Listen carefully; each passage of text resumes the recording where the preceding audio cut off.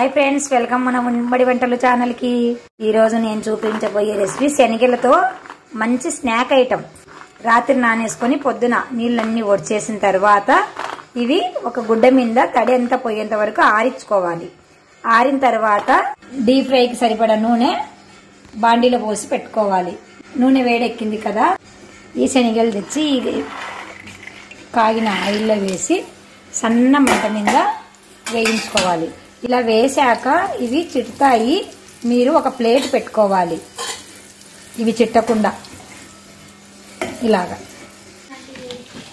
ఇలాగా gold brown colour వచ్చేసి క్రిస్పీగా తయారవుతాయి. వీటిని ఆయిల్ అంతా ఒడిచేసిన తర్వాత ఇలా ఒక గిన్నెలోకి తీసుకొని ఉప్పు కారం చల్లుకొని తింటే పిల్లలకి స్నాక్ ఐటమ్ ఈవినింగ్కు బాగా పనికొస్తుంది. ఇప్పుడు సమ్మర్ కదండి, పిల్లలు ఏవో ఒకటి అడుగుతూ ఉంటారు. ఇది చేసి పెట్టండి. మీకు ఎలా వచ్చాయో మాకు కామెంట్ రూపంలో తెలియచేయండి ఫ్రెండ్స్. కొద్దిగా మిరప్పొడి, కొద్దిగా సాల్ట్ వేసి